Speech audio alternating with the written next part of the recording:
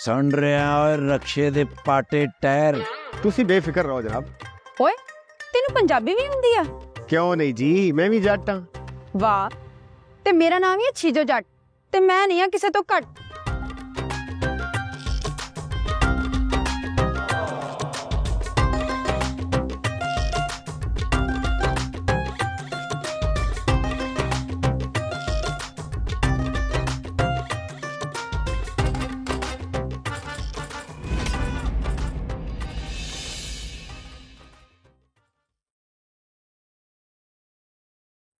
आबा जी कुछ चाहिए आपको?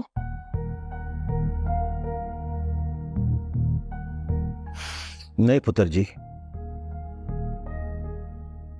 आपसे कुछ कहना चाहता हूं। हाँ जी बताएं। पुत्र जी, मैंने बड़ी कोशिश की कि आपसे ये बात ना करूं, लेकिन हालात और वाकयात ने मुझे मजबूर कर दिया है। ऐसी कौन सी बात है?